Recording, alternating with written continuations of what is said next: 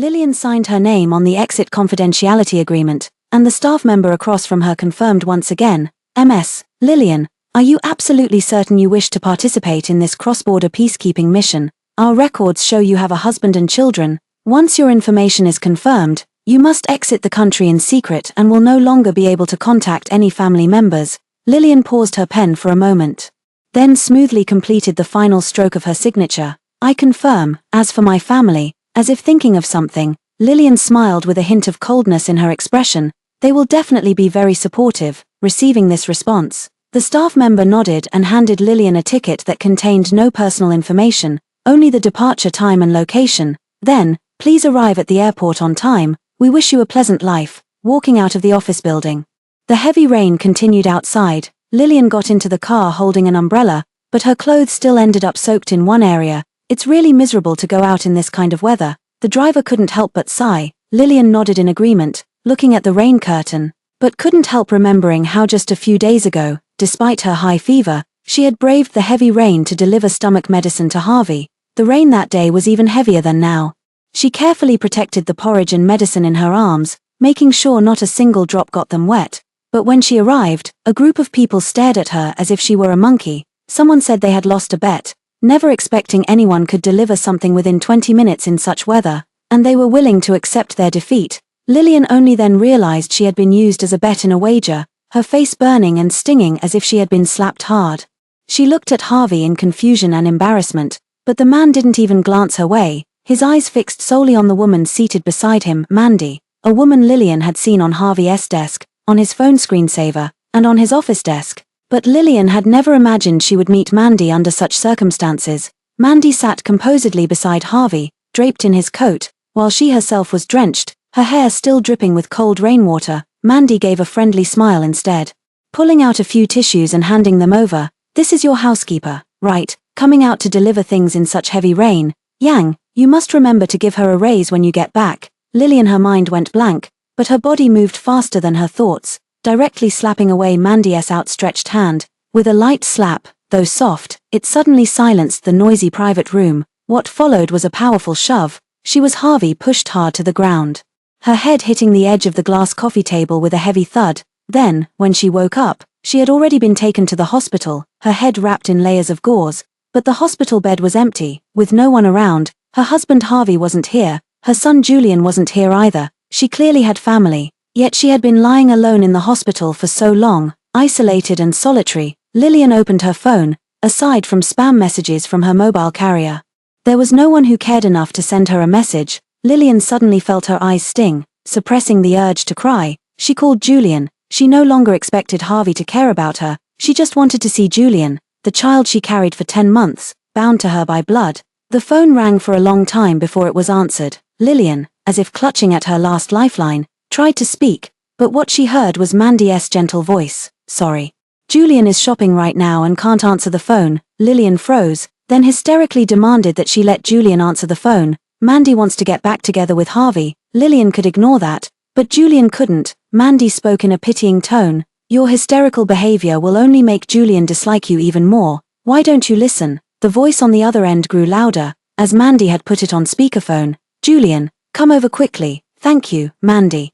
Mandy is so good to me, the best person in the world, really, even better than your mom. My mom would never take me to an amusement park, nor would she buy me so many snacks. All she does is brew those soups and stews at home, forcing me and my dad to drink them. They taste like spoiled water, absolutely disgusting." Julian's voice faded into the distance, and Lillian's heart felt hollow. Only then did she hear Mandy's pitying voice, though it might sound harsh to say this. "A woman who stays at home all day, using household chores that anyone could do to emotionally blackmail her husband and children, is truly pitiable, don't you think?" Later, whatever else Mandy said, Lillian could no longer recall clearly. All she remembered was how cold she felt at that moment, as if all the blood in her body was freezing, leaving her stiff and unable to move. When she woke up again, the nurse told her that she had fallen into a high fever and lost consciousness. Fortunately, she was already in the hospital, or she might have ended up with brain damage from the fever. Lillian smiled faintly. If she really did become mentally impaired from the fever, Harvey and Julian would probably be delighted. Lillian didn't attempt to contact anyone else. She obediently followed the treatment plan, and after being discharged from the hospital, She immediately went to complete the procedures to become a cross-border peacekeeping doctor. Since Harvey and Julian were convinced that her sacrifices were just a way to emotionally manipulate them with self-righteous devotion, she would give them back their freedom. Lillian took a car back to Kyle's house. Unlike usual, she didn't busy herself with preparing medicinal meals, but went straight to the bedroom. Lillian rummaged for a while and found the storage box where she kept her important items. Upon opening it, she saw the bright red marriage certificate placed in the most prominent position. Lillian opened it and took a look, then couldn't help but drift into thought. The photo on the marriage certificate was photoshopped together. At that time, Harvey was severely injured in a car accident, unconscious, and had become a vegetative state. Upon hearing this devastating news, Lillian resolutely gave up her government-funded study abroad opportunity and went to Kyle's home to serve as his personal physician, taking care of his daily needs around the clock. She married Harvey during the second year of his coma, when other members of the Kyle family were growing restless and began scheming to divide up the family assets that rightfully belonged to Harvey. To protect what was his, Lillian went alone to complete the marriage registration with Harvey. During that period, in addition to providing him with acupuncture treatments, she had to find time to outmaneuver those watchful uncles who were eyeing their chance. For the next 3 years, over 1,000 days and nights, she personally administered his massages and acupuncture every day. Even when Harvey's closest relatives had given up hope, she gritted her teeth and persevered. Just when Lillian thought life would continue like this, he suddenly woke up. After waking up, Harvey accepted the marriage. He promised to fulfill a husband's duties. Even though he didn't love her, Lillian didn't mind. Ever since Harvey chased away those bullies who tormented her, she knew she had fallen for him. So, even if this marriage lacked passionate love and only offered companionship as plain as water, she was content. Lillian thought such days would last forever, that she would accompany Harvey until the end of her life. But Mandy's return shattered the balance of everything, even causing the usually indifferent Harvey to break his promise over it. Thinking of Harvey and Julian's subtly dismissive attitude toward her, Lillian smiled wryly. Putting down the marriage certificate, Lillian began looking through the other documents, which included the properties, jewelry, and shares that old Master Shun had gifted to her, assets he had specifically left as her security. Lillian had originally planned to give everything to Julian once he came of age, but since she had resolved to leave, she naturally didn't want to remain entangled with the Kyle family over these assets. Lillian called Julian and decided to give these things to him as a final gift. "Julian, come home. Mom has something very important to discuss with you." Julian's voice sounded somewhat distant. "Got it." After hanging up the phone, Lillian tidied up the documents. Just then, she heard the sound of the door opening from outside. Lillian walked out, only to see Harvey followed by Mandy. She was holding Julian's hand, her expression so natural it was as if this weren't Lillian's home but hers. Julian saw Lillian, his eyes darting away as he quickly clung to Mandy's leg. Mandy soothingly patted Julian's back. "Sorry." Julian said he was scared, so he insisted I come back with him. Lillian, you don't mind, do you?" Lillian's eyes fell on Julian, but he didn't even glance at her, as if afraid Lillian would rush over and snatch him away. Lillian took a deep breath. Reminding herself he was still young and not to leave a bad impression on the child at the last moment, she forced herself to calm down and said, "Julian, I need to speak with you alone." Lillian did not want these assets to give Mandy any opportunity to get her hands on them. In the future, Harvey might even have children with Mandy, and by then, Julian's situation would become very awkward. These things were also the last safeguard she left for Julian, at least ensuring that he would never have to worry about food and clothing or be troubled by financial matters in the future. It could be considered a worthy conclusion to their mother-son relationship. But when Julian heard this, it was as if he had heard something terrifying. He shook his head desperately, saying, "Dad, Mandy, I won't go, I won't go, I want to stay with you. You promised me you wouldn't let her take me away." Julian's attitude left Lillian stunned. Watching the child crying as if his heart were breaking, she clenched her hands tightly, her nails digging into her palms. "Julian, if Mom said she has something very important to give you, wouldn't you even be willing to spend a few minutes with me?" Julian was still crying. "I don't want anything you give me. I just want to stay with Dad. You go, you go." During these days with Mandy, he could have whatever he wanted, the latest game console, the most expensive toys.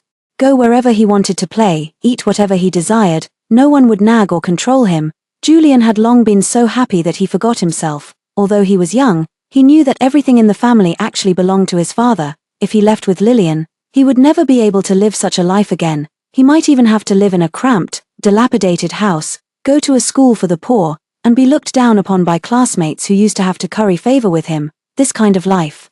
Julian didn't even want to think about it, therefore, no matter what, he had to stay at Kyle's home. Lillian, her eyes dimmed. Julian had been raised by her since he was a child, yet now he wouldn't even listen to a single word from her. Harvey frowned. If you have something to say, talk to me, don't involve the child. After speaking, Lillian, without waiting for her reaction, he pulled her into the bedroom. Lillian was still thinking about Julian and allowed him to drag her into the room before suddenly snapping back to reality, forcefully shaking off the man's hand. That hand had held Mandy's countless times, but now its touch only made her feel disgusted. Harvey was taken aback for a moment. The previous Lillian had always been calm and reserved. Throughout their entire marriage, they had never argued or fallen out. This was the first time she had shown resistance to his touch. Somehow, Harvey felt a bit irritated, but then his gaze fell upon the suitcase Lillian had packed and the marriage certificate on top of it. An understanding dawned on him. So, was she thinking of using a different tactic to get his attention because of recent events? Unfortunately, these were of no use to him, because only someone who loves you can tolerate your affectations and little schemes, and he had never felt that way about her, still playing these little games even as they're about to divorce. How pretentious. Julian's attitude is clear for you to see. What's done is done. It's better to handle this with dignity rather than dragging it out and leaving shadows over our child's childhood. I'm the one at fault here, and I'll do my best to compensate you in the property division, if you have any other requests. Harvey's words were cut short by Lillian's sharp slap. Harvey stared in astonishment at the woman before him, his eyes turning red. In all his life, Harvey had never been slapped, not even by his elders. Harvey gritted his teeth. He wasn't in the habit of hitting women, but his patience had its limits. Lillian, acting like a shrew like this will only make me. Slap. Another heavy blow landed on Harvey's face. Lillian gazed coldly at him. At this moment, Harvey only filled her with utter disgust. He was the one who had betrayed their marriage and broken his promises. Yet he had the audacity to demand things from her with such a condescending attitude. Why should he? These 2 slaps were what he owed her. Harvey struggled to contain his anger. Do you think just because you took care of me for a few years, I should be grateful and support you for the rest of my life? Now it seems you were merely doing the work of a caregiver or a nanny, yet I've wasted a full 5 years on you, letting you enjoy the prestige of being Mrs. Shun for 5 years. I've already treated you fairly. Don't push my limits. Lillian could only find it laughable, the prestige of being Mrs. Shun. He thought she had been living a life of luxury as a noble lady, but he had no idea how much effort she had poured into nursing his once severely traumatized body back to a state no different from that of a normal person. She suddenly wanted to see whether Harvey's so-called love with Mandy could ease the pain when all his illnesses flared up. Lillian bent down to pick up the box on the floor, turned around and left without the slightest hesitation. Harvey stared in astonishment as Lillian walked away. He had expected Lillian to be in pain, to break down, to accuse him of betraying her years of sincere devotion. He never imagined she would leave so effortlessly. Harvey, for some reason, felt inexplicably irritated. He roughly loosened his tie and contacted Kyle's family's legal team, instructing them to draft a divorce agreement. In the agreement, Lillian didn't get a single cent of the marital property. He wanted to see how tough Lillian could be once she was left penniless. Lillian carried a pile of things back to the small apartment she had bought earlier. It couldn't compare to Kyle's mansion, but it was a place she had bought with her own savings, completely her own. As soon as she put down the things in her hands, her lawyer called and informed her of Harvey's demands one by one. When she learned that she was to be left with nothing and that Julian would not support her in the future, Lillian smiled sarcastically. 9 years of marriage, and all I got was leaving with nothing and being cut off from my son. I have no problem with that, but in return, I demand that Harvey gets none of my assets, and I won't provide him with any assistance. Is that acceptable? The lawyer was stunned and asked Harvey for his opinion. The man almost laughed in disbelief. What did she even have that made her think so highly of herself? Harvey agreed immediately. After receiving the affirmative answer, Lillian did not hesitate at all and agreed to sign the papers tomorrow. The entire negotiation process went unusually smoothly, so much so that even the lawyer found it unbelievable. He had expected a lot of haggling given the harsh divorce terms, but there was none. However, the lawyer glanced at Harvey's expression. Even though the other party was so cooperative, he didn't seem particularly happy about it. After finalizing the divorce matters, Lillian went to buy a few foreign language books, planning to relearn the language she had previously set aside to prepare for various situations when going abroad in the future. In the evening, Lillian was walking back from the library with her books when she saw brilliant fireworks blooming in large clusters overhead. A large number of drones formed a matrix.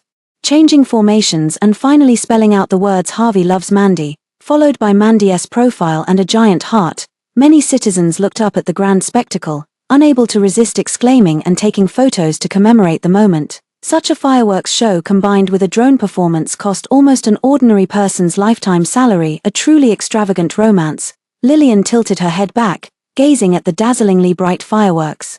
When she suddenly remembered Harvey once telling her that he was a straightforward guy who didn't know how to be romantic, so she'd better not expect any surprises for anniversaries. Now it seems, he wasn't incapable of romance, he just wasn't willing to put in any effort for her. Lillian silently watched the fireworks slowly fade away, just like her once fiery passion for Harvey, gradually burning out. She quietly wiped the corner of her eye, which had unknowingly become moist. Then turned and walked away. After the fireworks display, Harvey proposed to Mandy. As he was about to slip the ring onto her finger, he suddenly remembered the ring Lillian used to wear, the one he had given her as a free gift when he bought a tie. He had casually handed it to her, yet she had treasured it, wearing it constantly and never taking it off. Harvey snapped back to reality, but the joy he had felt earlier had suddenly vanished. Mandy was unaware, simply immersed in the joy of soon becoming Mrs. Shun, basking in everyone's flattery. Harvey, however, was somewhat irritable. Sitting by the window, he drank a few glasses of wine, and by the end of the engagement party, he was already slightly drunk. Mandy helped him into the car and settled him at home, but then heard Harvey suddenly slur drunkenly, "Lillian, where's my hangover soup?" Mandy felt as if struck by lightning. She wanted to turn and leave immediately, but she forced herself to hold back. Mandy's family had fallen on hard times, and she was no longer the little princess who was the center of attention. Harvey was the best option she could reach, so she couldn't afford to be willful anymore. Thinking this, Mandy turned and went into the kitchen. It was just a hangover soup. After all, Lillian as a housewife could do it, so there was no reason she couldn't. Following an online tutorial, she made a bowl of hangover soup.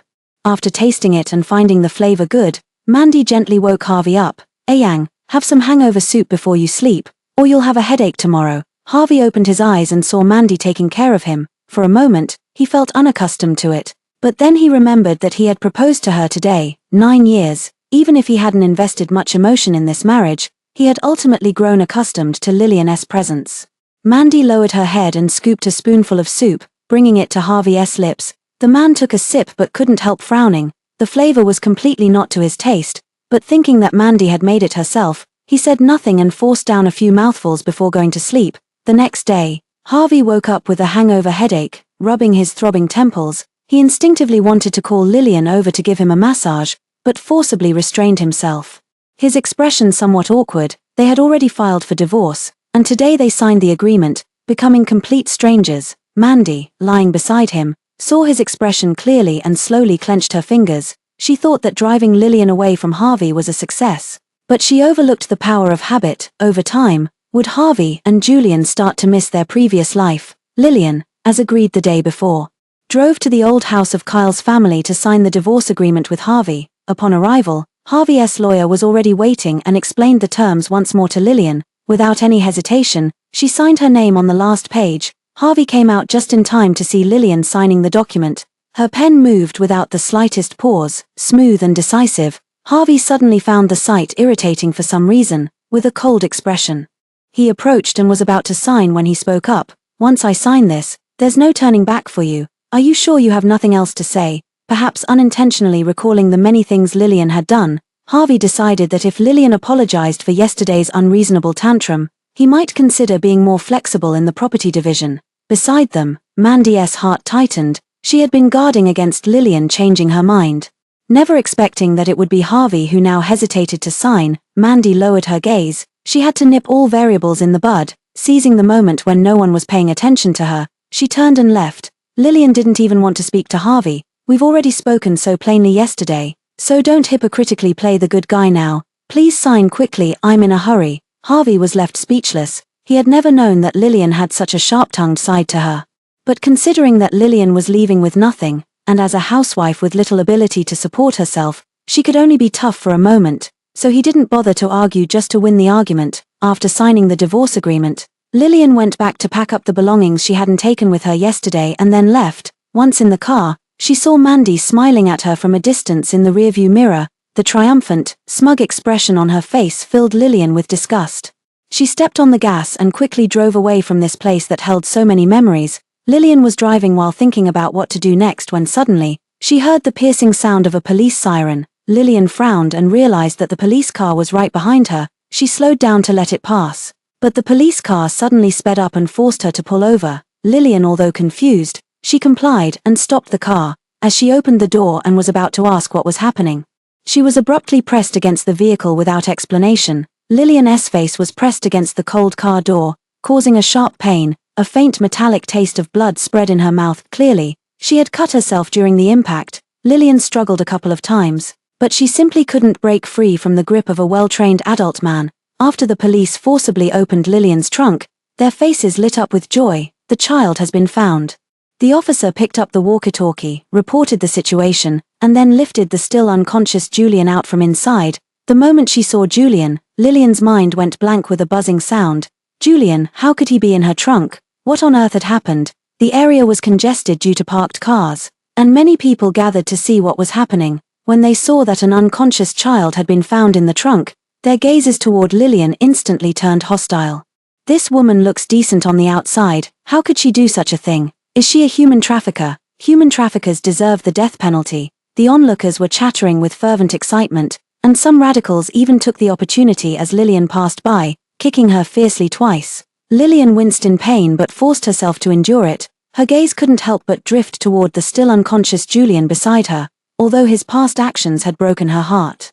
He was still her own flesh and blood, born after 10 months of pregnancy. At this moment, she cared about nothing else. She only wanted to know if Julian was all right. However, the police did not give Lillian a chance to reach Julian. After handcuffing her, they escorted her to another police car and took her away for interrogation. Lillian was taken to the police station and left alone in a dark interrogation room. Her mind was in turmoil. On one hand, she worried about Julian's safety. On the other, she couldn't comprehend how the situation would unfold. Just as her thoughts were in disarray, the interrogation room door creaked open, and the police escorted Lillian out. Lillian thought she would be interrogated, but instead she saw the expressionless Harvey. Lillian didn't care about anything else and anxiously asked, "Julian, is he conscious now? How is his condition?" Harvey gave her a cold glance. "Lillian, I had no idea your acting skills were this impressive. It was clearly you who forced a large amount of sleeping pills down Julian's throat, stuffed him into the trunk, and secretly took him away. What are you pretending for here?" Lillian widened her eyes. She heard Harvey's words clearly, but her brain couldn't process their meaning, finding them utterly absurd. "What did you say? Why are you still pretending to be innocent? If it wasn't you who forced him unconscious and took him away, then who else could it be?" "Lillian, if you want something, just say it directly. Resorting to kidnapping a child to achieve your goals is absolutely disgusting." Lillian shook her head, refusing to believe what she was hearing. "Impossible. Let Julian come and tell me himself. I don't believe he would say such a thing to you." Harvey stood up, looking down at Lillian from above. "You won't admit it until you're faced with the grim reality. Fine, I'll make you hear it clearly." After saying that, he immediately called the hospital. As soon as the call connected, they heard Julian's heart-wrenching sobs from the other end. "She's trying to take me away by force. I don't want to go with her. I'm scared." The gut-wrenching cries struck Lillian like a thunderbolt. She forced herself to stay calm. "Julian, I'm your mother. How could I ever do something like that to hurt you? Please calm down and think about what really happened. Tell everyone the truth." "Okay, you're not my mother. I don't have a mother like you. I don't want to go with you. Get away from me." Julian was still crying bitterly, but between the lines, there was nothing but resistance and disgust toward Lillian. Therefore, even though no one explicitly stated who had done such a heinous thing, everyone's gaze toward Lillian turned unfriendly. Lillian, her legs gave way and she collapsed to the ground, the echo of Julian's cries still ringing in her ears. Did he really despise his own birth mother so much that he wouldn't even speak a single word of fairness for her? Everyone's contemptuous gaze felt like a heavy slap, striking her face with brutal force. In Julian's heart, she might no longer be his mother. She was his shame, his burden. Lillian's body trembled uncontrollably when suddenly, she remembered Mandy's meaningful smile just before she left Kyle's house. At the time, she only thought it was Mandy showing off that she had won Harvey's heart, but now looking back, it just feels very strange. Julian, could it be that he was placed in Mandy's trunk at that time? If you calculate it, the timing fits perfectly. Lillian didn't hesitate to speak up. "Before I left Kyle's house, I saw Mandy near my car. I demand to see the surveillance footage from that time. I need to verify it." Harvey's expression turned completely cold because of these words. This woman, already caught red-handed, remained unrepentant and still wanted to frame Mandy. She was truly beyond redemption. No need, I'll testify myself. This woman is our nanny. Taking advantage of having cared for Julian for a few years, she attempted to seduce me to climb the social ladder. Mandy is my fiancée. She was just spouting nonsense in a desperate attempt. Lillian's face instantly turned ashen as she stared at Harvey in disbelief, seemingly unable to believe he would distort the truth to such an extent. Perhaps the despair in her eyes was too profound. Harvey paused. Considering she has taken care of Julian for so many years, we won't press kidnapping charges. Detaining her for a few days as a lesson will suffice. After saying this, Harvey left, giving Lillian no further opportunity to defend herself.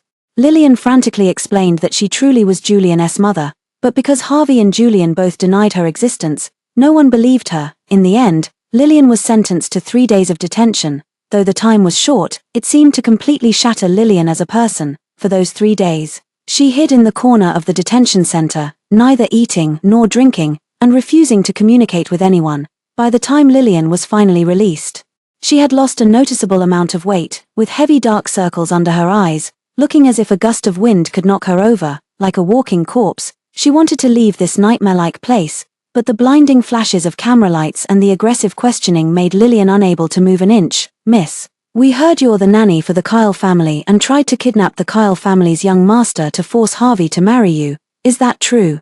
Was it because Harvey's century proposal to Mandy triggered you, making you choose this path? May I ask how you, a mere nanny, thought you could marry Harvey and become a wealthy lady? What gave you such an illusion? A barrage of extremely sarcastic questions, mixed with foul language from onlookers, came crashing down on Lillian. Her body trembled uncontrollably as she desperately covered her ears and pushed through the crowd. She ran to the car, pulled out the previous divorce agreement, and declared, Harvey and I were originally husband and wife. Mandy is the one who destroyed someone else's marriage. It's clearly written here. However, no one listened to Lillian's words. In the chaos, the divorce agreement was snatched by someone, torn to pieces, and scattered all over the ground. She must have been dreaming so beautifully that she ended up fooling herself. Haha, who would be so blind as to not love a goddess like Mandy and instead marry such a malicious, haggard woman?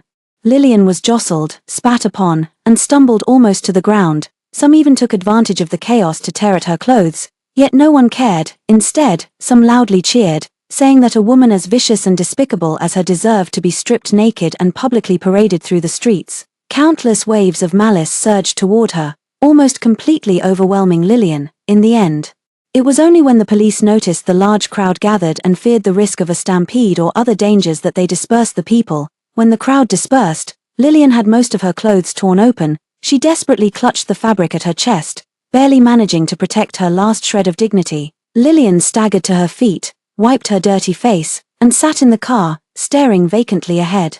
She had no idea how long she remained like that before being jolted back to reality by the frantic vibration of her phone. Opening her phone, she saw her inbox flooded with messages from different numbers, all without exception cursing her for being shameless and overestimating herself by trying to climb the social ladder. Span. Some even went so far as to Photoshop grotesque bloodstains from horror movies onto the humiliating photos taken of her surrounded by the crowd, covering her face with insulting words. Span. Perhaps, having received too much stimulation, Lillian felt somewhat numb. Amid such intense cyberbullying, the only thought in her mind was to fight back. She had to make Harvey and his crew pay the price. She was about to go abroad and didn't have much time to deal with Harvey. Then her only way to break the deadlock, Lillian drove home, organized all the useful documents she had on hand, created a clear timeline of the evidence chain, and then contacted the department responsible for arranging this secret departure. Hello, after I leave, could you help publish this content on the official account?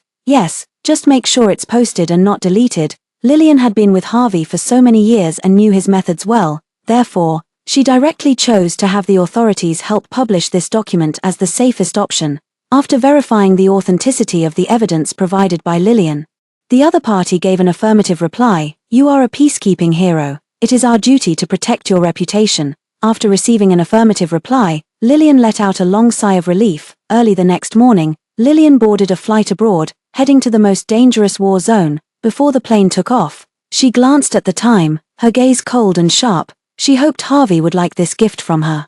Lillian left by plane at the same time as Harvey and Mandy were just returning from their vacation abroad. Julian quietly slept in Mandy's arms, and Harvey couldn't help but curl his lips into a smile as he saw this rather harmonious scene through the rearview mirror. However, thinking about the turmoil online, Harvey pressed his lips together. He had thought Lillian would apologize and yield because of this, but she hadn't contacted him at all during this time, leaving Harvey with mixed feelings in his heart. Just as he was lost in thought, suddenly, the ringing of his phone abruptly broke the silence. Harvey frowned, but when he saw it was his special assistant calling, he still answered. "Mr. Harvey, something terrible has happened, Mrs. No, Ms. Lillian has released a statement online, publicly revealing your past marital relationship."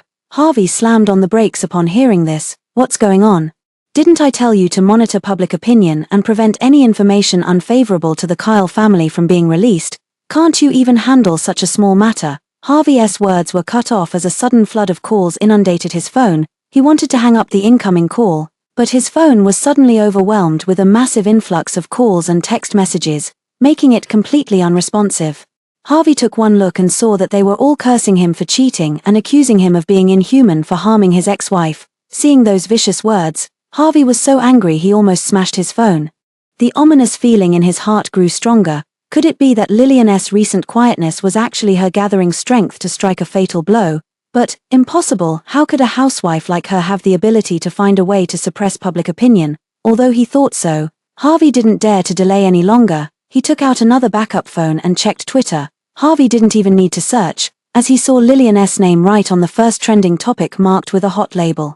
Harvey's heart immediately sank, clearly not expecting Lillian to have escalated the public opinion to such an extent. He clicked into the trending topic and saw a post from the local official account stating that the truth about the recent high-profile nanny kidnapping case had been clarified. The so-called nanny was actually the child's mother, who had not only been forcibly driven out of her home by her unfaithful husband but also falsely accused of kidnapping her own child and sent to the police station, suffering extensive cyberbullying. Below the blue background, white text official announcement were various notarized documents, including Lillian and Harvey's divorce certificate showing their marriage and divorce dates, as well as Lillian's birth certificate for Julian, completely proving she was the biological mother rather than some so-called opportunistic nanny. Lillian was already incredibly popular, but this sudden 180-degree turn of events completely exploded across the internet. Those who had been passionately cursing Lillian were left dumbfounded. Faced with this ironclad evidence in the announcement, they suddenly felt like they had been played for fools by Harvey and Mandy,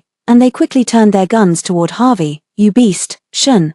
How shameless can you be? Just for a mistress, you kicked out your wife of many years with nothing and threw her out on the streets. Are you even human? Oh my God, I thought children wouldn't lie, but that kid didn't even acknowledge her own mother. What an ungrateful little brat among brats. Damn. Mandy still acts like some white, rich, and beautiful goddess every day. I've never seen anyone so disgusting. She climbed her way up by being a mistress and flaunts it so high profile as if she wants the whole world to know. And what's with that proposal of the century? If this pair of scumbags were in ancient times, they'd be drowned in a pig cage. From today on, I'm boycotting all products under Kyle's family. I absolutely refuse to contribute even a brick or tile to such a morally bankrupt enterprise." As online public opinion heated up, Kyle's family's stock price began to fluctuate. In just a few dozen minutes, the drop was already shocking. If this continues, it might trigger panic selling, and Kyle's family could even suffer severe damage from this turmoil. Harvey watched this scene unfold, his hands trembling uncontrollably with rage, but he was powerless against the official accounts releasing the information. No matter how capable he was, he couldn't extend his influence to the official side. The only way is still to have Lillian step in to calm this storm.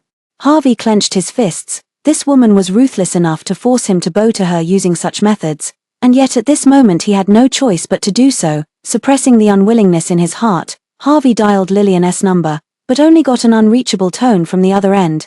Harvey refused to give up and kept calling, but still no one answered. Before, Lillian had always set his number to special alert, so whenever she called him, he would answer instantly.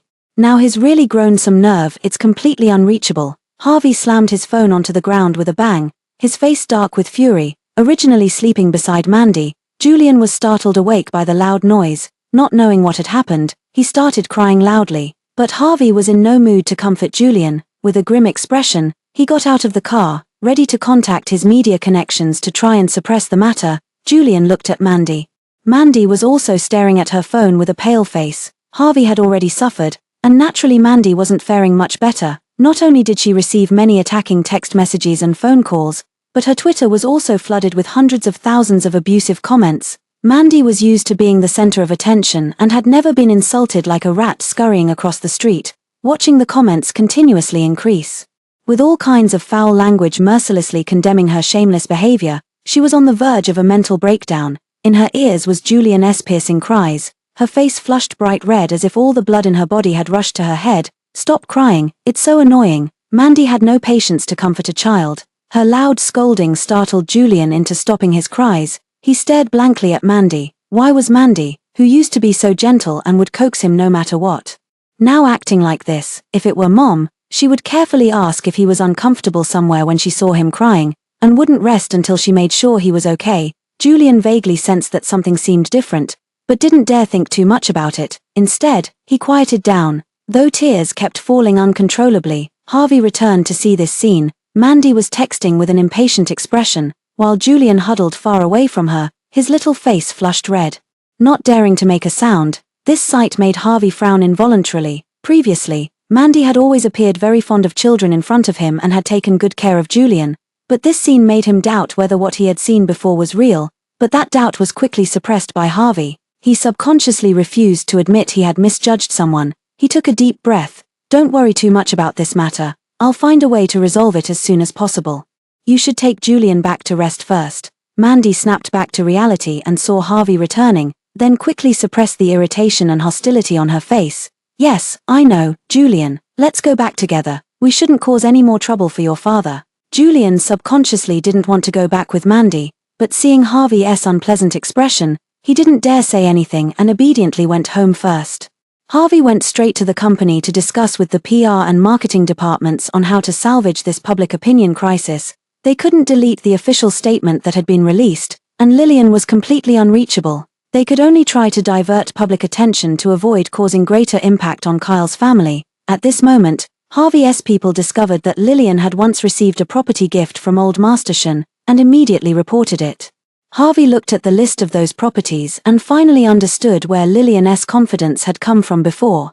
No wonder she had chosen to stand up against him. Harvey immediately thought of a countermeasure. He released some records of his previous campus romance with Mandy, and explained that his marriage to Lillian was unilaterally arranged by his family while Harvey was unconscious.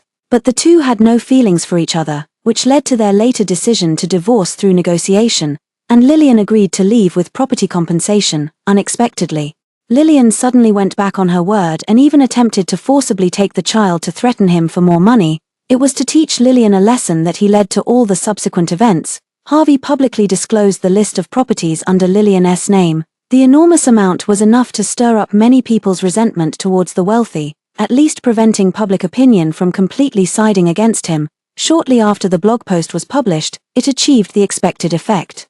Many people, seeing such a large amount of wealth, grew envious and instead began condemning Lillian as an insatiable gold digger who deserved the lesson she got. Harvey had dealt with the public opinion crisis until late at night. Seeing that netizens had been successfully misled, the man finally breathed a sigh of relief. To avoid any further mishaps, Harvey ended up sleeping at the company. In the middle of the night, Harvey was abruptly awakened by waves of stomach pain.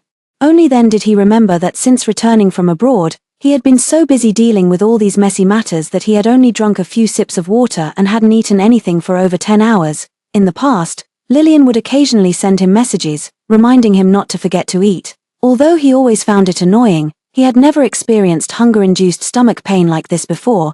Harvey was lost in thought for a moment. Then, realizing that he was actually thinking about Lillian, he suddenly sat up and roughly ran his hands through his hair, messing it up. Was he crazy? After Lillian had caused him so much trouble, how could he still recall her good qualities? Harvey frustratedly opened his phone, intending to check if Mandy had sent anything, but ended up inexplicably scrolling through the PR statement he had posted earlier. But unexpectedly, many of the earlier comments condemning Lillian's greed had disappeared, replaced once again by a flood of comments criticizing him.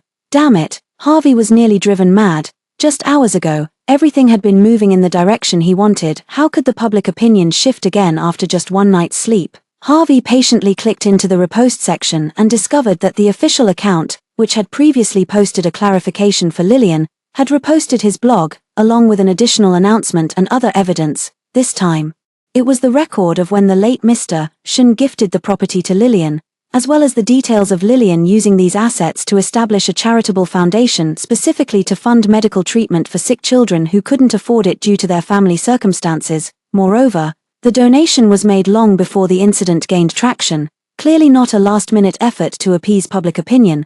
All the evidence indicates that Lillian never cared about Harvey's money, and instead directly donated all the assets to do good deeds. Additionally, there was other evidence, including previous medical records of Lillian accompanying Harvey to hospital visits and rehabilitation sessions.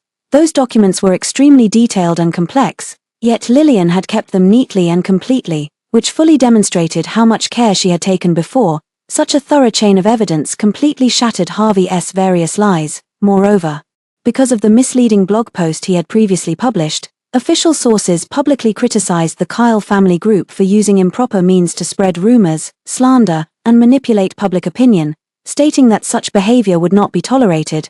Only then did Harvey realize the severity of the situation. If before he had held on to a glimmer of hope, thinking he could muddy the waters and protect his reputation, now he was practically nailed to the pillar of shame. Even officially labeled as a malicious incident, his hands kept trembling uncontrollably. He hardly dared to imagine just how severe the situation would become. If he couldn't handle this crisis properly, the Kyle family would likely be ruined in his hands. He immediately contacted everyone he could reach, trying to pull strings, but no one dared to get involved and risk misfortune. As the news spread, many companies that had been collaborating with Kyle's family began to terminate their partnerships one after another, hoping to avoid being affected. Harvey was overwhelmed and tried to make amends, but with little success. His stomach, which had only been aching before, now felt as if it were being cut by a knife, yet he had no choice but to endure it. However, when work hours began, Harvey was met with several resignation letters. The employees, seeing how ruthlessly Harvey had treated his wife, who had stood by him through his coma, felt a sense of impending doom. Fearing that years of dedication to the company might end with them being cast aside, they began preparing to resign and seek new opportunities elsewhere. Harvey never expected that under such difficult circumstances, these carefully cultivated leaders would choose to leave one after another. His face turned deathly pale as he clutched his aching stomach. "If you don't want to work anymore, then get out, all of you." No sooner had he spoken than he suddenly coughed up a mouthful of blood, his body swayed, and he collapsed to the ground, losing consciousness. Fearing that Harvey might actually be in serious danger, the group quickly called an ambulance and contacted Mandy. Mandy hurried to the scene and saw Harvey lying weakly on the hospital bed, his face as pale as paper. The Harvey she had always seen was full of vigor and confidence. So she never imagined that this seemingly invincible man could be so powerless, unable to even handle the public opinion storm stirred up by Lillian. Mandy was so harshly criticized that she had to hide whenever she went out, which inevitably made her resentful. However, she also knew that if Harvey fell from grace, with her already tarnished reputation, her life would only get worse. So, she quickly busied herself with handling procedures and getting checkups. After settling Harvey, Mandy immediately went back and personally cooked a pot of stomach-nourishing porridge, bringing it over along with Julian. By the time Mandy returned, Harvey had fully woken up and was already on the phone discussing contract termination matters with business partners. Upon seeing Mandy, whether due to physical discomfort or not, his previously intense emotions seemed to have faded somewhat, and he merely nodded. Mandy's heart skipped a beat. Could it be that Harvey was starting to feel it wasn't worth being with her because of these matters? Mandy suppressed the fear in her heart, held Julian's hand, and spoke gently. "Yang, I made some porridge for you, and Julian said he was worried about his dad, so I brought him to see you." Seeing Julian, Harvey's expression softened a bit, and he responded with a soft Mandy quickly opened the porridge, scooped a spoonful, blew on it to cool it down, and brought it to the man's lips. Harvey had been hungry for a long time, so he cooperatively drank it. However, the moment it went down, his expression stiffened. The porridge couldn't be called unpalatable, but it was nothing like the comforting warmth of Lillian's previous preparation, which had soothed his stomach discomfort instantly. But after all, it was Mandy's heartfelt effort. Harvey forced himself to drink most of it, yet, not long after, he vomited everything back up. This time, it was even more severe than before. After emptying everything he had eaten, he vomited a significant amount of blood, staining the snow-white bedsheets with a large, terrifying red patch. Julian was so frightened that he burst into tears. "Daddy, please don't die." I'll call Mom right away, she'll definitely know what to do. Mandy's face suddenly changed. What would it mean to call Lillian over at a time like this? Wouldn't it just make Harvey remember how good she was? But Harvey, who was extremely weak at the moment, silently allowed it. Not only was his stomach churning with unbearable pain, but he was also overwhelmed by company matters. If he could meet with Lillian and clarify things, it would be for the best. Julian's call went unanswered for a long time before someone finally picked up. With a tearful voice, he said, "Mom, Dad's stomach illness has flared up again, and it's really, really bad. He's in the hospital now and can't eat anything. Could you bring over some of the porridge you used to make for him before?" But the response came in a cold male voice. "Sorry, Julian little friend, your mother can't take your call right now. However, she previously appointed me as her lawyer to transfer a monthly amount from the foundation to your account. You'll be free to use it as you wish once you come of age, as your child support. As for other matters, I'm afraid I can't be of help."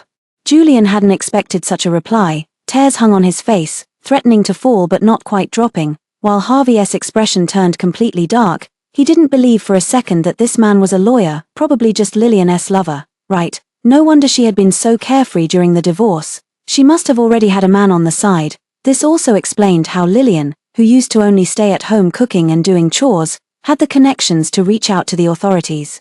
Probably, this man's identity wasn't simple either. At the thought of this possibility, Harvey's face grew even darker, and he blurted out without thinking, "Do you think I would believe your nonsense? Lillian must be right beside you, right, sir? I truly admire your taste, actually liking to meddle in other people's families and taking on someone else's discarded second-hand goods." The lawyer frowned upon hearing this. "Sir, please do not make baseless accusations. My client genuinely cannot meet with you at the moment. If you continue to spread rumors and cause trouble, I can take legal action against you. That is, if you aren't afraid of making the Kyle family's reputation even more notorious." After saying this, the call was promptly hung up. Hearing the beeping sound from the receiver, Harvey slammed his fist violently onto the bed, producing a loud thud. Julian was so frightened that he held back his tears and didn't dare speak again. Harvey looked grim. Lillian's possible betrayal made him completely unable to control his inner rage. He wanted to directly have someone ruin Lillian and her lover, to make her understand the cost of angering him, but he felt restrained. He didn't know the man's identity and couldn't risk causing more trouble for the already unstable Kyle family. In the following days, Harvey didn't dare act recklessly. He could only bribe the media to expose some celebrity scandals. Finally managing to free himself and Mandy from the center of the storm, however, Kyle's family still suffered significant losses due to this turmoil, with many partners terminating contracts and numerous senior employees who had followed Harvey for years also jumping ship. Therefore, Harvey, though ill, couldn't rest properly at all and had to personally handle company affairs. The exhaustion from work combined with his stomach condition flaring up made him suffer tremendously. Harvey dared not eat anything Mandy sent anymore, specifically hiring a chef specializing in stomach-nourishing meals to develop suitable dietary remedies for him. But this only provided slight improvement. He still couldn't eat much. Within just a few days, Harvey rapidly lost weight. Combined with being tormented by pain and unable to sleep well every day, he exuded an overall air of decadence. Mandy initially stayed by his side constantly, but she couldn't endure it for long and found it hard to tolerate Harvey's irritable temper caused by his illness. Moreover, having already gained a notorious reputation back home, she felt like a rat scurrying across the street, hounded and despised wherever she went. Using the excuse of taking Julian out to relax and clear his mind, she went abroad directly. Harvey was fully aware of Mandy's true intentions. Outwardly, he calmly agreed, but inwardly, he felt deeply unsettled. Back when he was in a coma after the car accident and became vegetative, Mandy didn't return to take care of him, and he didn't blame her for it. But now, her recent actions only proved that her so-called reason for not being able to return to the country due to academic commitments back then was nothing but an excuse. The truth was crystal clear. Mandy was only willing to share in his wealth and prosperity but had no intention of standing by him through hardship.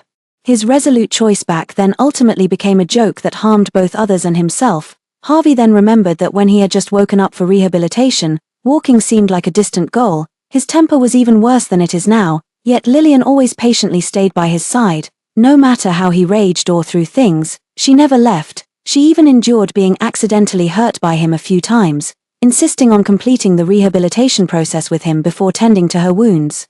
Harvey tried hard to restrain himself from thinking about Lillian, because all the pain he was suffering now was clearly brought by Lillian, But humans are strange creatures. The more they try to control themselves from thinking about something, the more they can't help but think about it.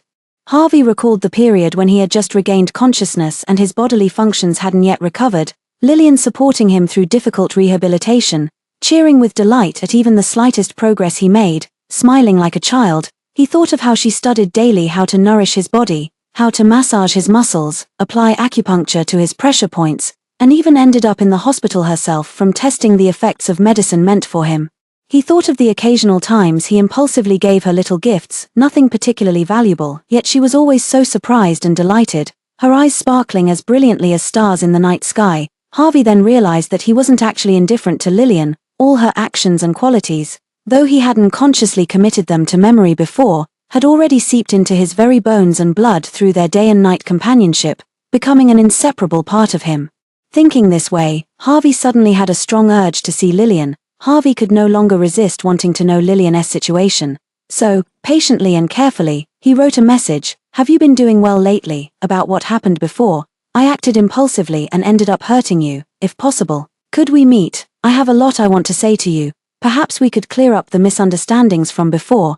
After sending the message, Harvey sat on the hospital bed, checking his phone from time to time, as if afraid of missing something. But, as time ticked by, that chat window remained quiet, showing no signs of any reply. Harvey felt an indescribable restlessness. Whenever he had contacted Lillian before, she would always reply immediately. Even if she occasionally missed a message, she would explain why. In contrast, he was often the one who didn't respond to her messages. Now, with the roles reversed and him waiting for a reply, Harvey finally realized how agonizing it was to wait for someone else's message. After checking his phone countless times without getting any response, Harvey self-deceptively hid the chat window, forcing himself to focus on work matters. However, compared to his previous wholehearted dedication, this time he always seemed a bit distracted. Finally, upon hearing the notification sound from his phone, Harvey immediately tossed aside the documents in his hand and opened his phone. Yet, it wasn't a notification of Lillian replying to his message at all, but rather an alert that Mandy had exceeded the limit while using his card abroad. In the past, Harvey wouldn't have cared about such a trivial matter, but now, thinking that he was still lying in the hospital while Mandy was abroad splurging extravagantly, he couldn't help but feel a sense of irony. Think again about the jewelry and luxury cars he gave away without batting an eye after Mandy returned.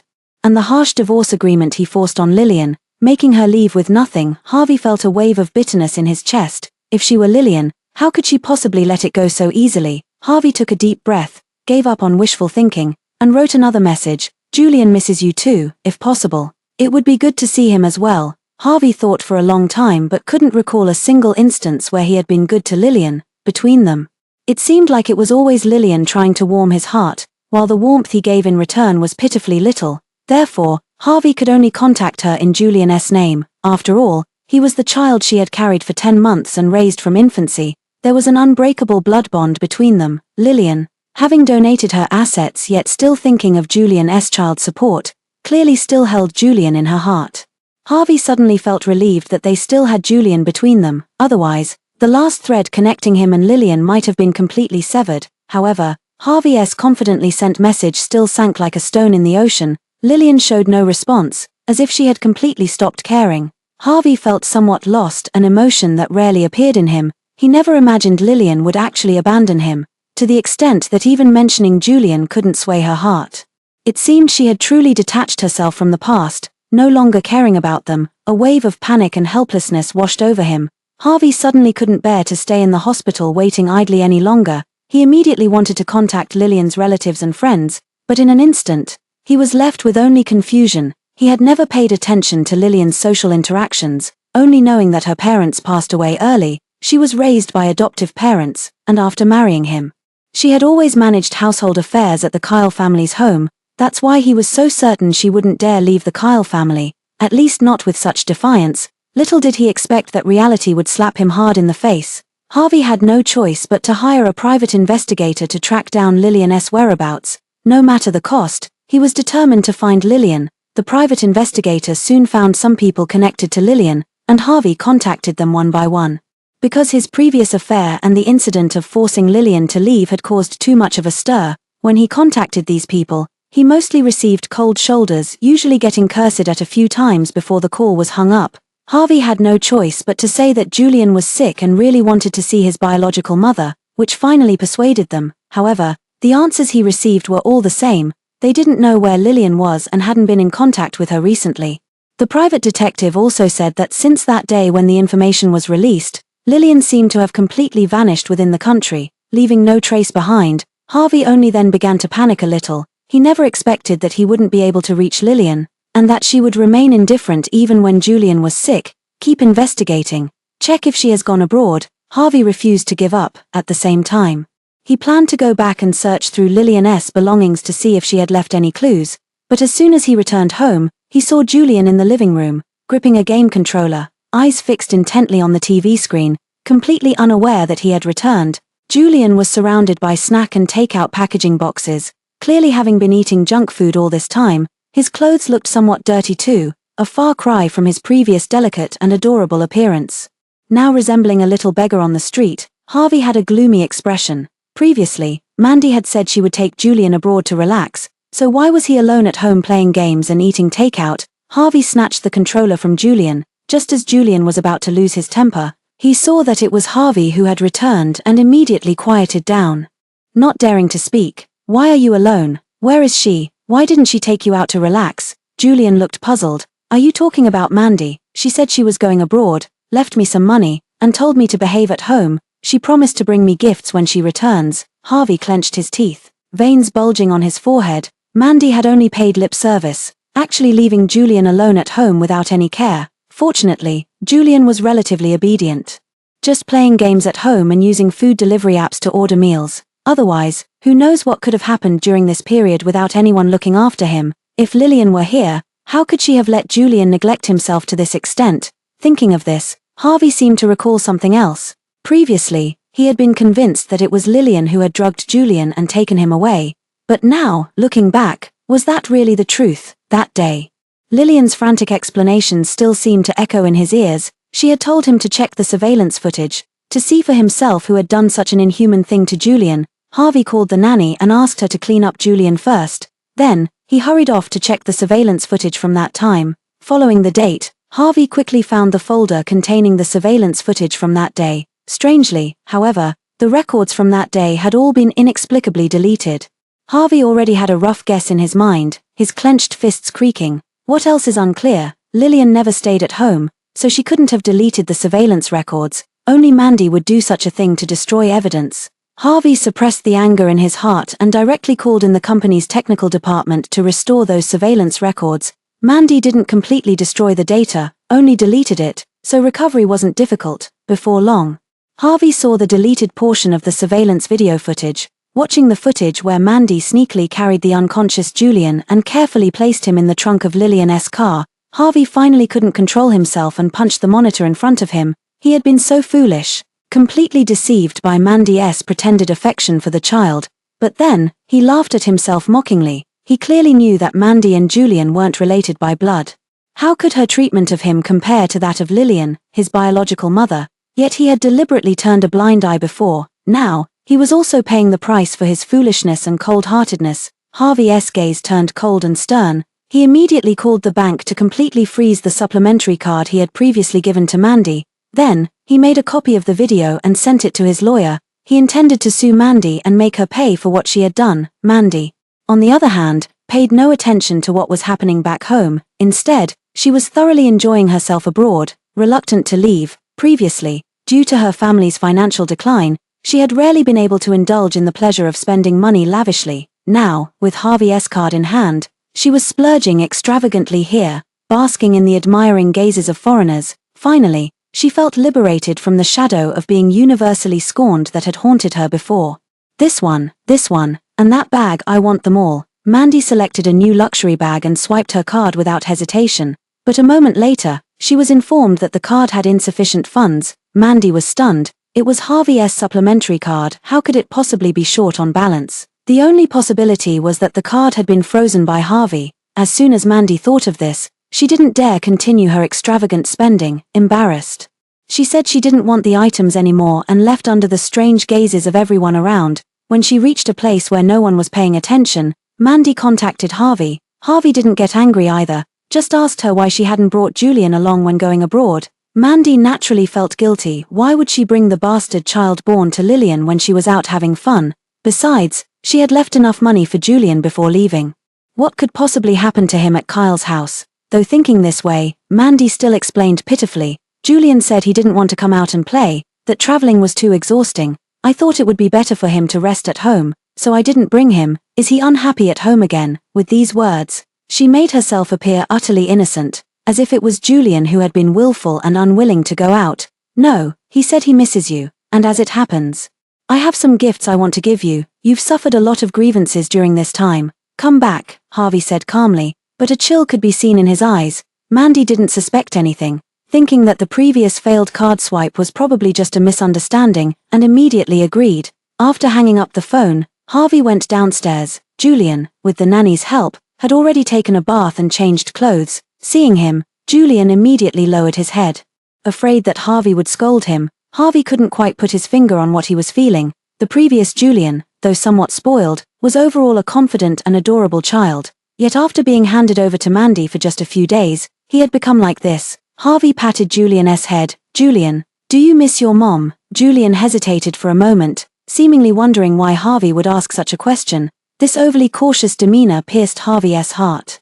He hadn't realized that Julian had been trying so hard to please him as his father. Was that why he acted particularly close to Mandy? Was it just because he was afraid of being abandoned? Don't be afraid, I just want to know what you're thinking. Say whatever comes to your mind. Julian hesitated for a moment, then gave a slight nod. At first, he had indeed felt much more relaxed without his mother's constant nagging and supervision, but as time went on, he began to feel extremely uncomfortable, especially when he was around Mandy. Although he could do whatever he wanted, she never cared about whether he ate well or dressed warmly enough. She would even occasionally show an impatient look in her eyes, which made Julian dare not act recklessly. He always had to be careful with his words and actions, afraid of upsetting Mandy, worried that she would have Harvey kick him out. I kind of miss my mom, Julian said truthfully. And Harvey felt a pang of sadness. Harvey bent down and held Julian. It's okay, she'll be back after a while. These words seemed to be spoken for Julian, and also as if spoken to himself. Harvey stayed with Julian, and only after the child was coaxed to sleep did he finally have some free time. Before, he thought he was busy with work, and Lillian had nothing to do at home.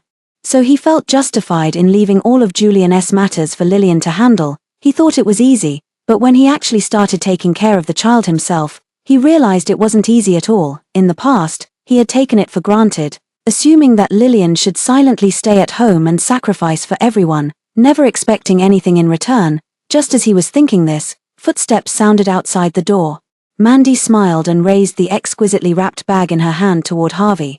Yang, I picked out a gift for you here. Would you like to see it? Harvey found it utterly ironic. She was using his own credit card to buy something, only to give it back to him as a gift. How could she even say that with a straight face? But Harvey's emotions remained unreadable, as he spoke lightly. How about we take a look at the gift I prepared for you first?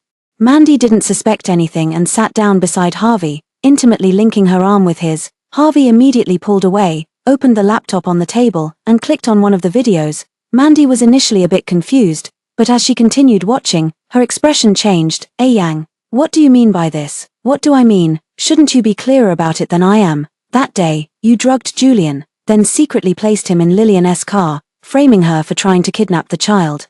How come you've already forgotten in just a few days? Mandy never expected things to be exposed, her heart surging with overwhelming waves of shock and fear as she looked at Harvey. Yang, I didn't mean to. I was just afraid that Lillian would disturb us again through Julian, so I thought. I didn't want it to be like that. I just love you too much. That's why. Love me too much. Harvey suddenly laughed, as if hearing a huge joke. Your love is leaving me during my toughest times, then coming back to pour out your grievances after I've recovered and built a successful career, and running off abroad at the slightest setback, enjoying everything I provide for you while refusing to share any burden with me. Mandy felt her pride wounded by his words and wanted to retort, but realized that Harvey seemed to be speaking nothing but the truth, outright. She no longer pretended to be that pitiful, vulnerable figure. Instead, she looked at Harvey and spoke sarcastically. Yeah.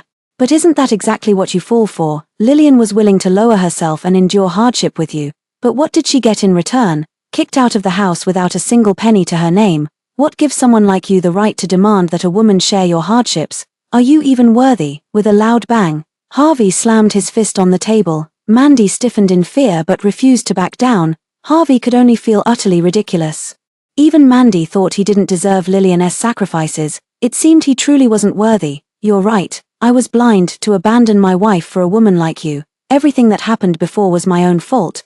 But now, we need to settle the score between us properly. Harvey had been suspicious of Mandy from the start, so he had someone thoroughly investigate her recent activities, and the results were shocking. As soon as the words were spoken, the piercing sound of police sirens could be heard outside. Several officers, having received a report, had come to arrest Mandy. Mandy was horrified, completely unable to believe that Harvey would go this far. Miss, you are suspected of slander, defamation, and administering drugs to a child, endangering his life. Please come with us. Yang, I was wrong, I didn't mean to. I really won't dare anymore, seeing the situation turning against her.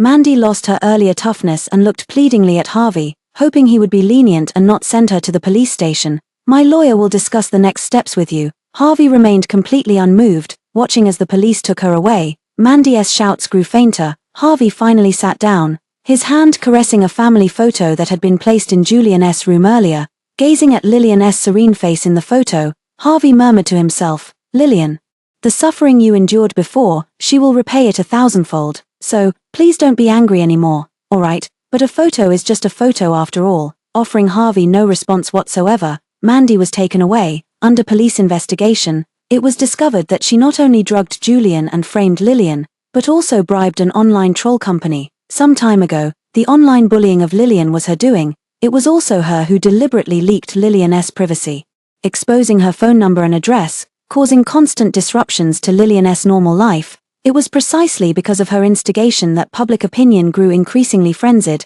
to the point where official intervention was required to calm the situation. Harvey was somewhat surprised after seeing this evidence. He had originally intended to teach Mandy a lesson, but now it seemed her actions were severe enough to land her in jail. However, all of this was nothing but the consequences of her own actions. Harvey left the lawsuit against Mandy to the lawyers to handle. Mandy will face fair legal punishment. Harvey explained the whole story to Julian. After learning what kind of person Mandy was, Julian realized how naive his previous thoughts had been, actually believing that someone with no emotional foundation or blood relation would treat him well. Dad, I think, I did a lot of things before that hurt Mom.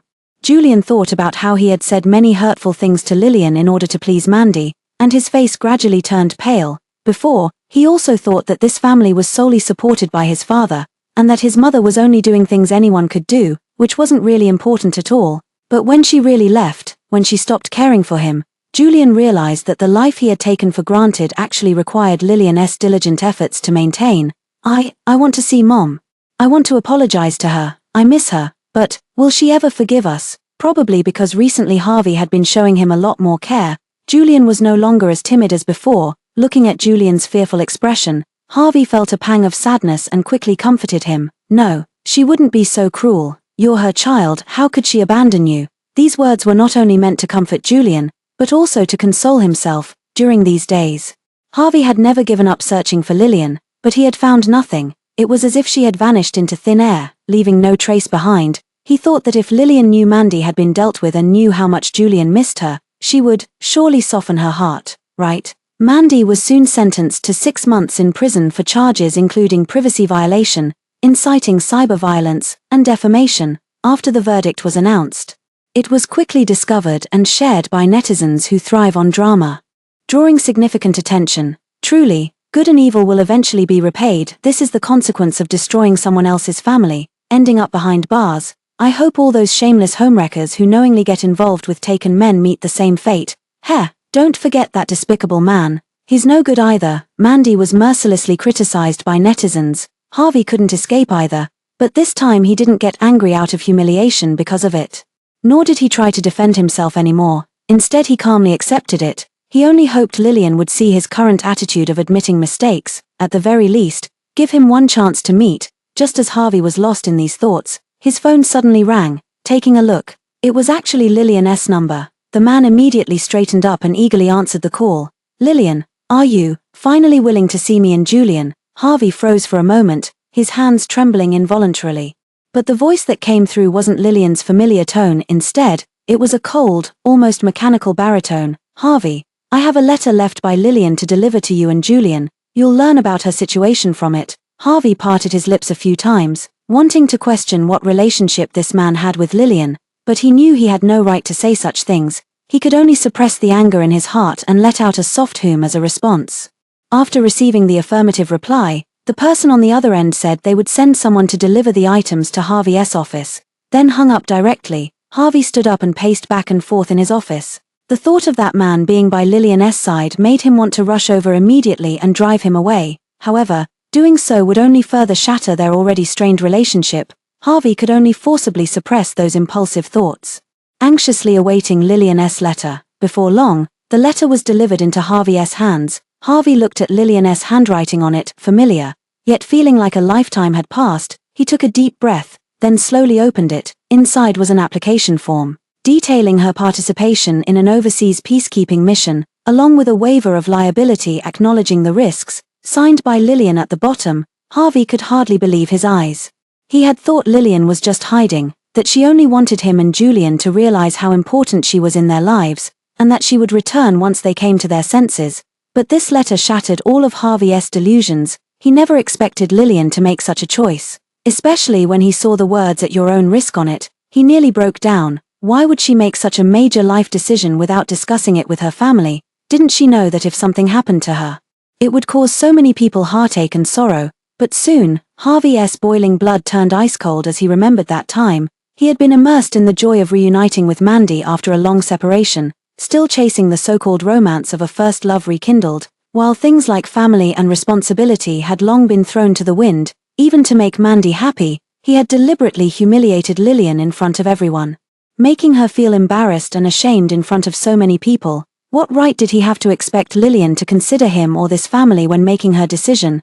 Clearly, this family had abandoned her first. The so-called home had not sheltered Lillian from the storm but had instead brought the greatest storm of her life. If it weren't for being utterly disappointed, even desperate, with her husband and child, Lillian would never have made such a high-risk choice. Harvey's hand fell limply, the letter in his hand fluttering to the ground. He didn't pick it up, just stared vacantly ahead. So it turns out, not all prodigal sons have someone waiting for them in the distance. At the very least, Lillian wouldn't be that person. Harvey's heart felt hollow, as if a piece of it was missing. Someone he thought was insignificant turned out to be so unbearable to lose. Harvey didn't even know how to explain to Julian that Lillian wouldn't be coming back to see him.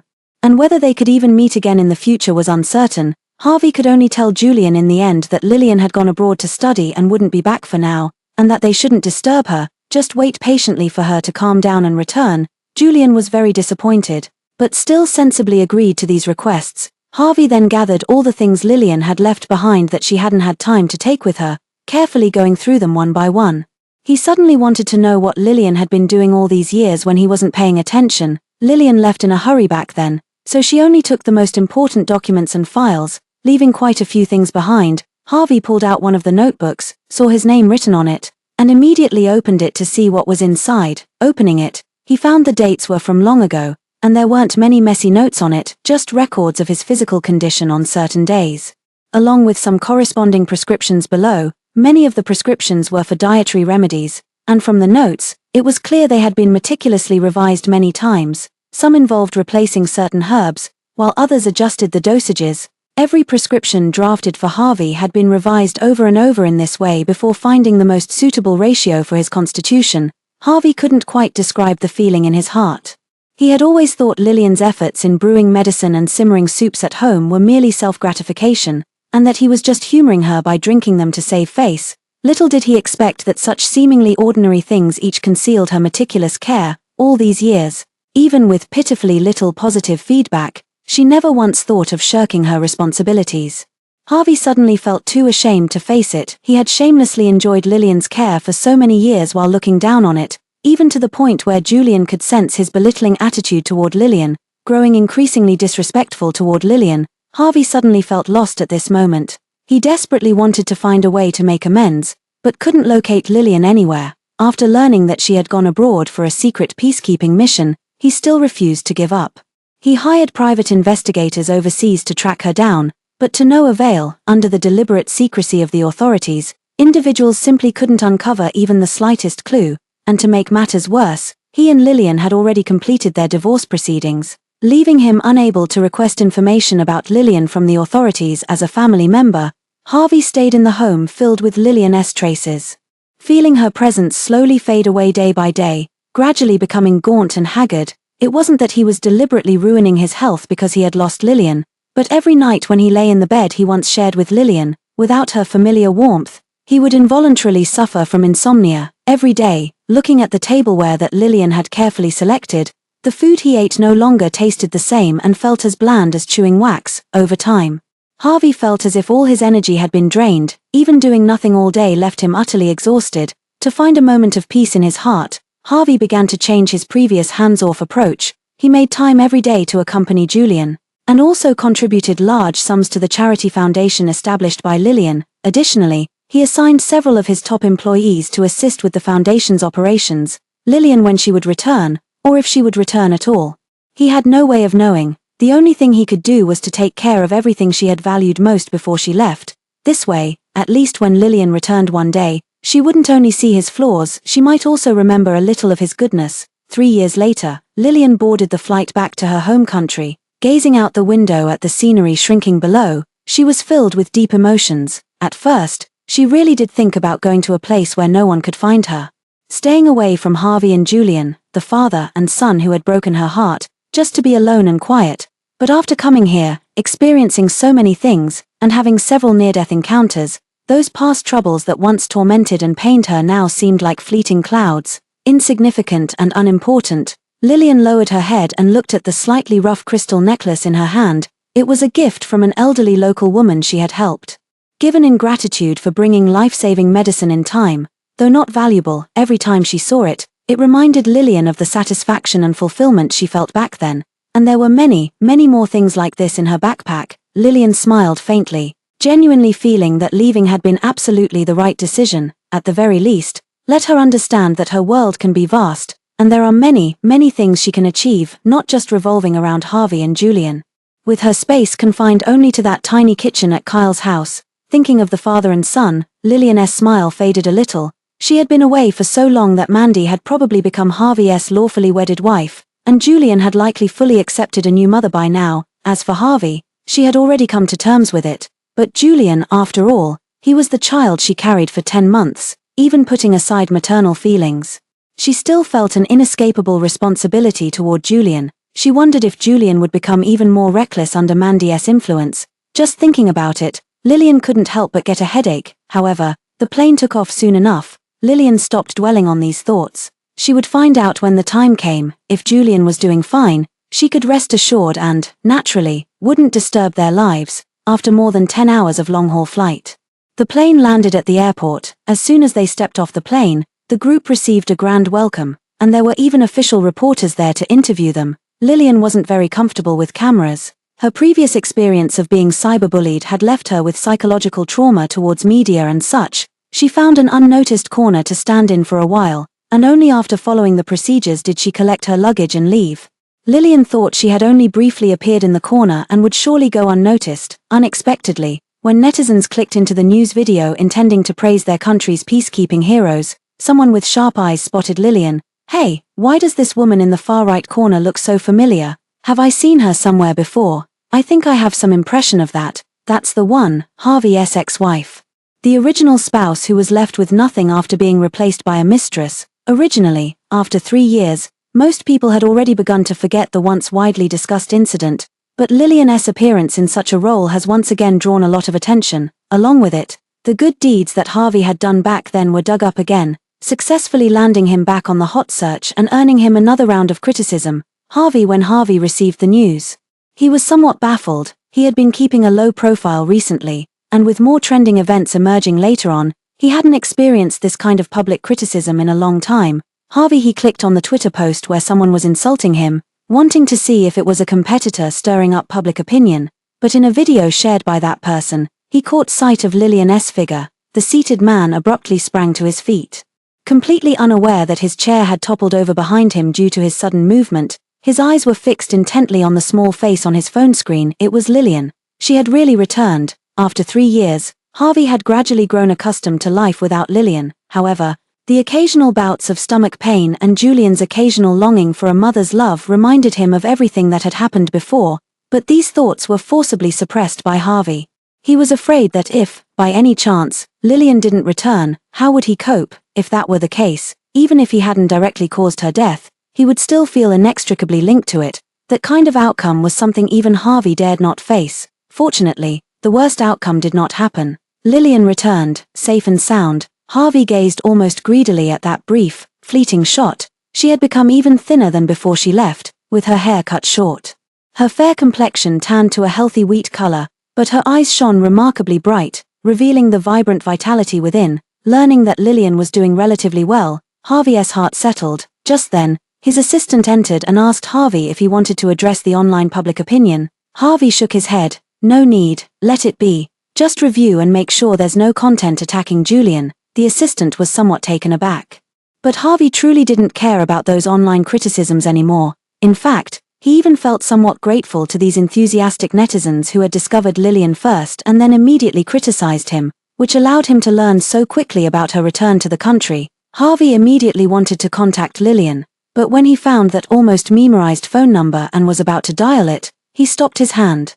The man who had always been fearless was now very worried about being disappointed once again.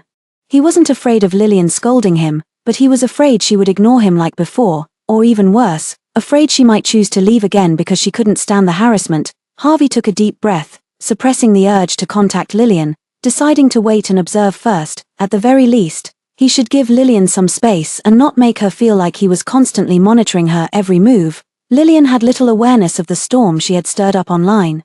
Having finally returned to the country, she only felt like she didn't know how to do anything anymore. All the novel apps and high-tech devices left her dazzled and overwhelmed.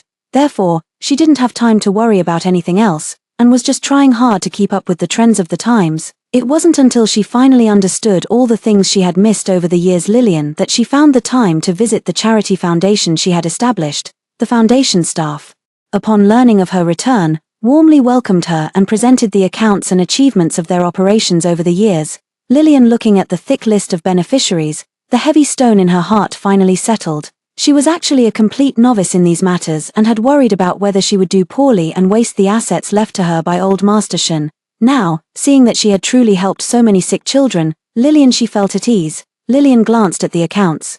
The more specific details were a bit beyond her understanding, but she noticed that every month, a substantial amount of external funds flowed in. Curious, she asked, "What is this?" "This is a donation from Mr. Shen." "No, from a gentleman to the foundation," as the staff member spoke.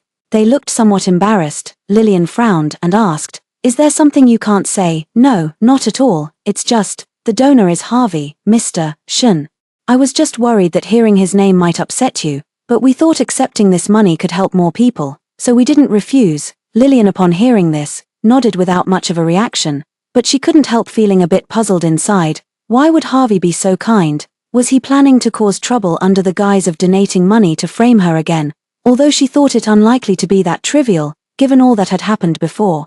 Lillian had absolutely no trust in Harvey as a person. Lillian worried about complications. She directly contacted the lawyer who had helped her with previous matters. After learning of her concerns, the lawyer suggested that she bring him along as a professional to work out all the details in a contract with Harvey, to avoid any unnecessary trouble in the future. Lillian immediately accepted the suggestion. After retrieving the previously kept SIM card, she inserted it into her newly purchased phone. As soon as she turned on her phone, various text messages and missed call notifications kept popping up.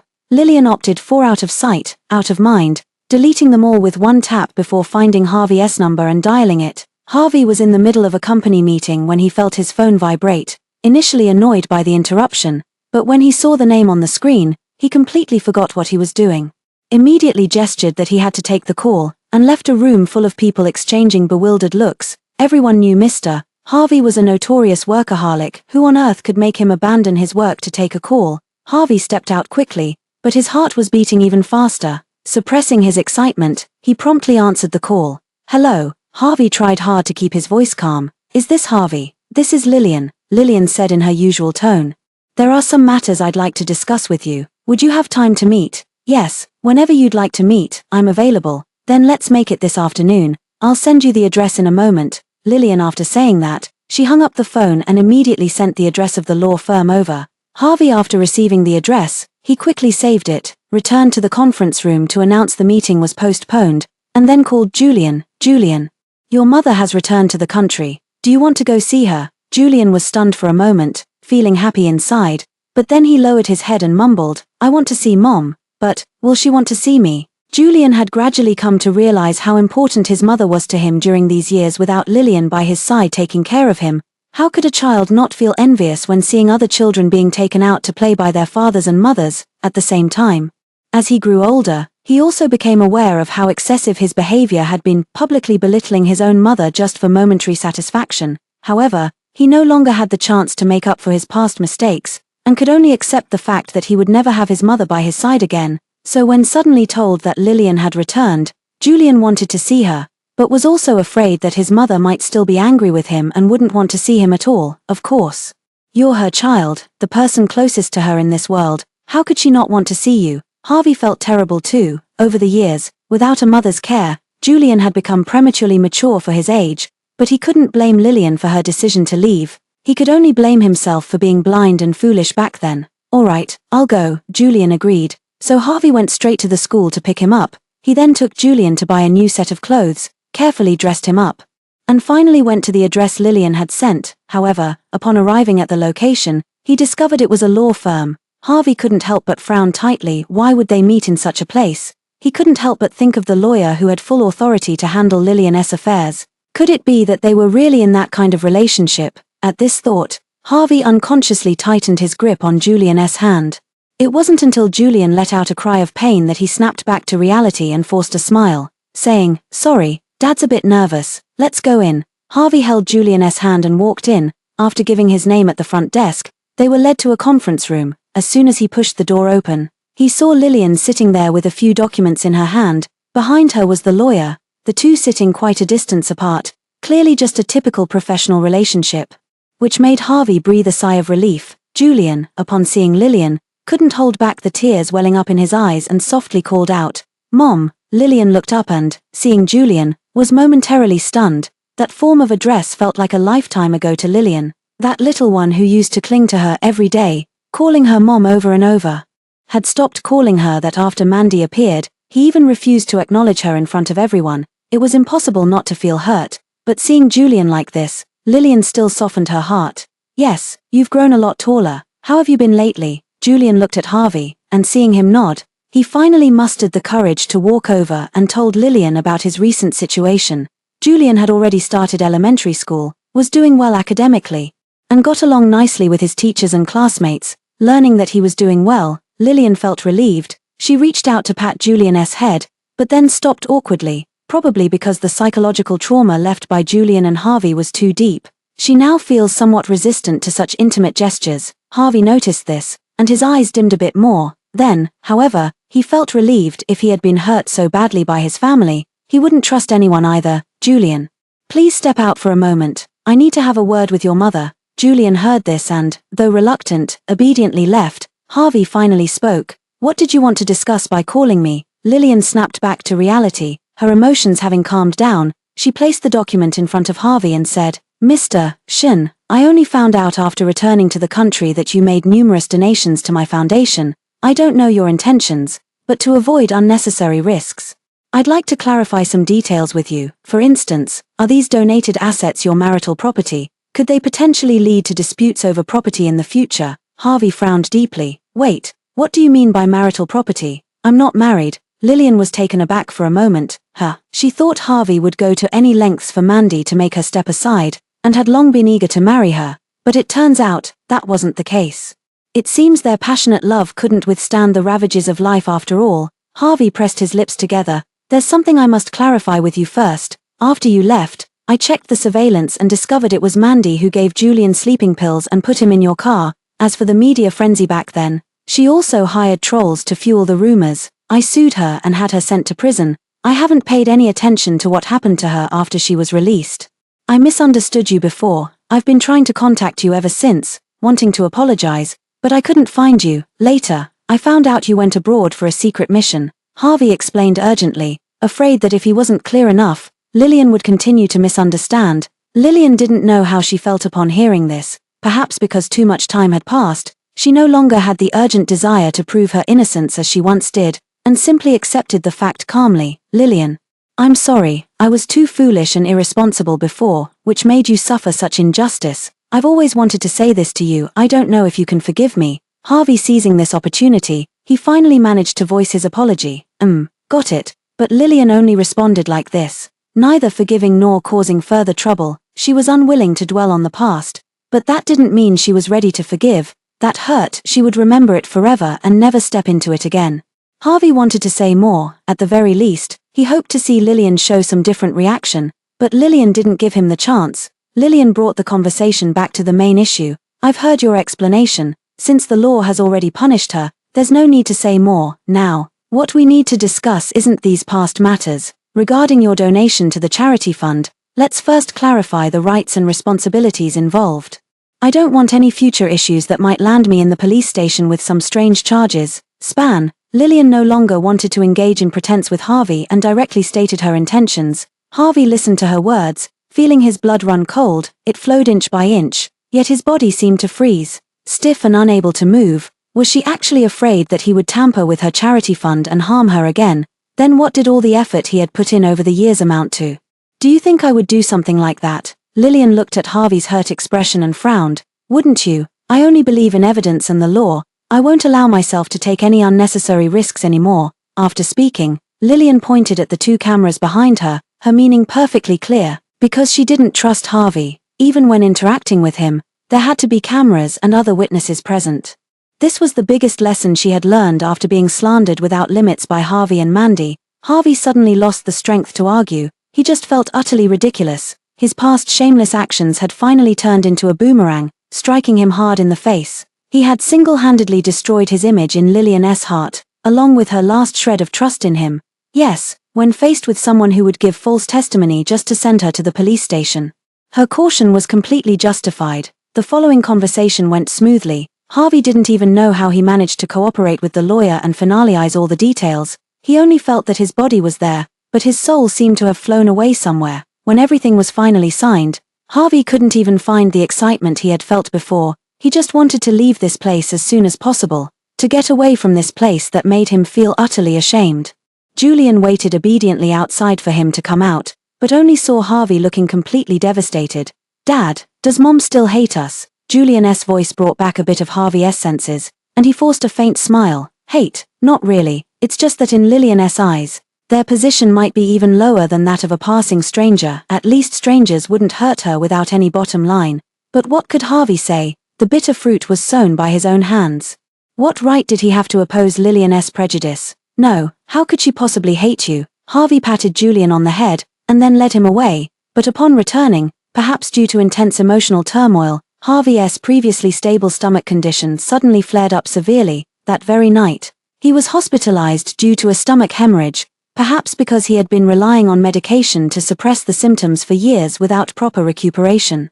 This episode was exceptionally severe. He was rushed to the ICU for emergency treatment and even received a critical condition notice. Lillian only learned the news in the middle of the night when she received a call from Julian. Julian, although he was considered a precocious child, he still panicked in this situation, and his first thought was to find an adult. Lillian, after offering a few words of comfort, she showed no intention of going to visit him. Harvey, with his status, there would be no shortage of people fussing over him, so she saw no need to add to the crowd. Therefore, when Harvey woke up after being resuscitated, he opened his eyes to see an overjoyed Julian and his assistant. He instinctively looked for Lillian, but found no trace of her, and couldn't help but feel disappointed. Harvey forced himself not to show any emotion. Only after everyone had left did he take out his phone and start typing a message. Lillian, I'm at the hospital. My stomach hurts so much. Halfway through writing, he deleted it and changed it to, Lillian, I want to discuss Julian's custody with you. Mentioning the stomach pain was his genuine feeling. But Harvey also knew that Lillian probably didn't care whether he was in pain or not anymore, so he had to use Julian's name to ask her to come. Call him despicable if you will. But in this moment of utmost vulnerability, Harvey truly longed to see Lillian. Lillian saw the message and, as expected, agreed. Harvey took advantage of the time before her arrival to tidy up, making sure he didn't look too haggard, lest Lillian find it bothersome. Lillian arrived quickly, And when she saw Harvey lying weakly in the hospital bed, she was momentarily taken aback. Such a Harvey was all too familiar to her. After all, she had taken care of him for so many years. Harvey saw Lillian's eyes soften, as if she was reminiscing about their past, and he was overjoyed. Lowering his voice, he said, "Lillian, without you, I really can't take care of myself. It was my fault before. Can we?" Lillian suddenly snapped back to reality. She looked at Harvey and smiled. "You know, back then, when I was isolated at school because of my shabby clothes, it was you who happened to pass by and chased them away. After that, no one ever bullied me again. At that time, I thought you were the most handsome boy in the world. If I ever had the chance, I would do anything to repay you." Harvey was stunned. He truly couldn't remember such a thing. Perhaps it was just a casual remark he had made back then, yet Lillian had remembered it for so long. She really was a person of deep affection. Lillian didn't listen to what he was saying and continued on her own. "So, when I found out you had been in a car accident and turned into a vegetable, I didn't hesitate for a moment and gave up the opportunity to study abroad to take care of you. Back then, through all those hopeless days and nights, even when your family had given up on you, I still thought to hold on a little longer, in case you might wake up. I waited, and you did wake up, but in the end, you gave our marriage such an undignified conclusion." Lillian smiled self-deprecatingly. "If you had fallen in love with someone else, you could have told me. I wouldn't have clung to you, but what you did completely destroyed the young man I once knew in my heart, and shattered the reason I had held on for so many years. I have never regretted my choices, whether it was marrying you or leaving you, never regretted it, even for Julian's sake. Aren't you willing to give it another try? I know I wronged you before, but if you're willing to give me another chance, I'll prove my determination to you." Lillian gave Harvey a deep look. "Actually, what you need isn't Lillian specifically, but rather a woman who'll silently support you from behind, take care of you, and let you rest easy. Anyone would do. It's just that the Mandy you're pursuing would never lower herself to do these things for you, which is why you miss having me around. But I've seen how vast the sky can be, learned about my own limitless potential, and I won't be so foolish as to sacrifice myself for others' benefit anymore," as if recalling her experiences abroad. Lillian's eyes shone with a brightness that made Harvey unable to meet her gaze. Harvey wanted to refute, but didn't know how. At the very least, he knew clearly that without the constraints from him and Julian, Lillian lived more freely and unrestrained. What right did he have to make her continue being the caged canary, confined to a life revolving only around them? If it were the old Harvey, he would probably stop at nothing to keep her, even if it meant forcing her. But now he couldn't bring himself to do it. After all these years, he finally understood how to love someone, but that person would never give him another chance. "I understand, I was being presumptuous this time. It won't happen again." Harvey lowered his gaze, no longer looking at Lillian's expression. Lillian sighed in relief. Harvey would only become a constant annoyance if he kept pestering her. It was better for everyone if he was willing to let go. "Then take good care of yourself. I won't disturb you any further." Lillian left. Harvey watched her figure disappear from sight, silently bidding her farewell in his heart. "Never see you again." Many years later, Harvey's funeral, Julian invited Lillian. Over the years, Harvey never remarried, nor did he disturb Lillian's life again. Instead, devoting himself to helping her develop her scientific career, Lillian gazed at the face of the young man in the photograph, lost in thought. At this moment, it seemed as if so much from before had faded away, leaving only that silhouette from back then, which she had remembered for a lifetime. "At that time, he said that no one was allowed to bully her, or else they would be going against me.